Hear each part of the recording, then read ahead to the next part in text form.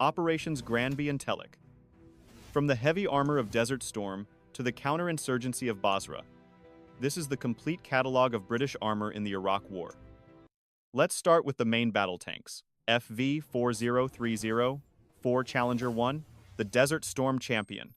Armed with a 120mm rifled gun, it achieved the longest tank-on-tank kill in history during the Gulf War, destroying an Iraqi tank from over 3 miles away. It proved the superiority of British Chobham armor against Soviet-made weapons. FV-4034, Challenger 2, the Megatron, the successor to the Challenger 1, deployed during the 2003 invasion. Heavily up-armored with Dorchester armor blocks, it proved nearly indestructible, with one unit surviving 14 RPG hits in a single engagement in Basra. Chieftain MK-1011, the Old Guard. While replaced by the Challenger in frontline service, specialized variants of this Cold War giant served in support roles, bringing their massive bulk to bear for engineering tasks. Centurion Aviary, the Demolition Beast, a World War II hull modified for the modern age. Armed with a massive 165mm demolition gun, it was used by the Royal Engineers to blast through fortifications and clear obstacles during the 1991 Gulf War. Now, the Light Armor and Reconnaissance, FV-107 Scimitar, the Scout, a member of the CVRT family. Small, fast, and armed with a 30mm Rardin cannon. It acted as the eyes of the armored divisions, using its high speed to flank Iraqi positions and provide target data. The V-101 Scorpion, the Sting, similar to the Scimitar but originally armed with a 76mm gun. Though largely phased out by 2003, it saw service in the earlier Gulf War, using its lightweight to traverse soft sand where heavier tanks would sink. FV-103 Spartan, the Carrier, the Armored Personnel Carrier, variant of the CVRT. It carried specialized teams, such as anti-air missile squads or Royal Engineers, keeping up with the fast-moving reconnaissance troops. FV-102 Striker, the Tank Hunter, a CVRT hull armed with swing-fire anti-tank missiles. It could engage enemy armor from long range while remaining hidden behind hull-down positions, guiding its missiles remotely. FV-106 Samson, the Recovery Scout, the muscle of the reconnaissance troop. Equipped with a winch, its job was to pull stuck or damaged scimitars out of trouble in the middle of a firefight. Next, the infantry fighting vehicles. FV-510 Warrior, the Heavy Infantry Taxi. Fast, heavily armored, and armed with a 30mm cannon. It carried British infantry into the heart of the battle, providing fire support that could shred light vehicles and suppress enemy troops. The Mobile HQ, a Warrior modified with extra radios and map tables, allowing commanders to direct the battle from the front lines while protected by heavy armor. FV-512 Warrior Repair, the Mechanic's Ride. Fitted with a crane and tools, it operated alongside the fighting vehicles to perform battlefield repairs, ensuring the momentum of the advance wasn't lost.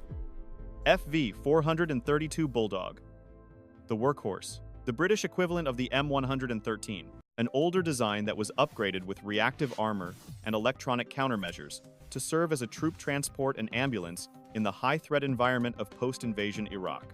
Now, the Patrol and Special Forces, AT-105 Saxon, the Battle Bus, essentially an armored truck designed to move troops rapidly. While useful in the early days for urban patrols, its high profile and thin armor made it vulnerable, leading to its eventual withdrawal. Snatch Land Rover, the controversial patrol, a lightly armored version of the classic Defender. While perfect for Northern Ireland, in Iraq it became a symbol of vulnerability against IEDs, forcing the army to urgently seek heavier protection. Land Rover WMIK, the Desert Raider, Weapons Mount Installation Kit, a stripped-down, open-topped Land Rover bristling with heavy machine guns and grenade launchers used by the SAS and Pathfinders for deep reconnaissance and aggressive patrols. Jackal MWMIC, the Coyote, replacing the Land Rover. This open-topped vehicle offered high mobility and massive firepower. It allowed British forces to dominate the rough terrain of the desert while maintaining excellent visibility. Coyote, TSV, the Big Brother, a 6x6 version of the Jackalet, traded some agility for a massive payload capacity, allowing it to carry supplies for long-range patrols deep behind enemy lines. Pinzgauer Vector, the Mountain Goat, a rugged 6x6 truck favored by special forces. Its high ground clearance allowed it to climb obstacles that would stop other vehicles, making it perfect for rapid insertion missions. Now, the protected mobility, the IED hunters, Mastiff PPV, the Fortress, the answer to the IED threat, a massive 6x6 vehicle with a V-shaped hull designed to deflect blasts. It became the new standard for saving soldiers' lives during the deadliest years of the occupation. Ridgeback PPV, the Urban Shield, a smaller 4x4 version of the Mastiff. It brought the same level of blast protection, but was small enough to navigate the tight, winding alleyways of Basra, where the Mastiff couldn't fit. Wolfhound TSV, the Armored Mule, the heavy support version of the Mastiff fleet. It hauled ammunition and water to the front lines, ensuring that logistics convoys were just as heavily armored as the fighting patrols. Panther CLV, the Liaison, a sleek, futuristic command vehicle that replaced the Land Rover for officers. It offered high speed and stealth with a mine-protected hull, serving as the link between headquarters and the front. Viking BVS 10, the Mudcrawler, used by the Royal Marines, a unique articulated tracked vehicle that could swim through the marshes of southern Iraq and traverse soft mud that would swallow a main battle tank.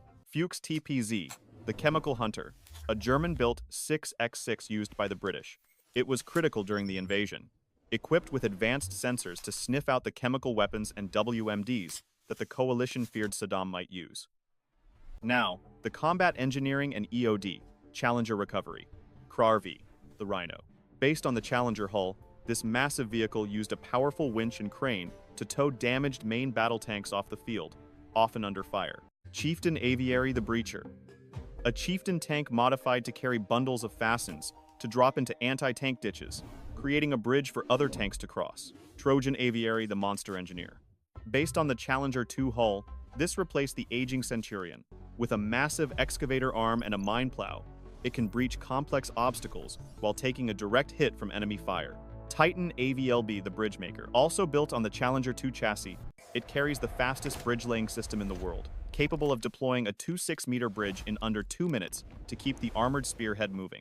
FE-180 Combat Engineer Tractor, the Digger, an amphibious engineering vehicle used to dig tank pits, clear obstacles, and swim across rivers, preparing the way for the main force. Shielder Mine Layer, the Denier, a modified Stormer vehicle equipped to rapidly scatter anti-tank mines to block enemy counterattacks or secure the flanks of the British advance. Buffalo MPCV, the Mine Eater, a monstrous 6x6 vehicle equipped with a robotic claw used by bomb disposal teams to dig up IEDs from a safe distance, probing the ground before the convoys passed. Finally, the Artillery and Air Defense. As 90 Braveheart, the Thunder, a 155mm self-propelled howitzer. It provided devastating indirect fire support, capable of firing a burst of 3 rounds in 10 seconds to suppress enemy positions before they knew they were under attack. M270 MLRS, the Grid Eraser. While an American design, it was a key part of the Royal Artillery. Firing rockets that dispersed thousands of submunitions, it was used to destroy Iraqi artillery batteries and armored concentrations from long range. Stormer HVM, the Skyguard, a fast-tracked vehicle armed with Starstreak high-velocity missiles. It protected the armored columns from low-flying Iraqi helicopters and aircraft.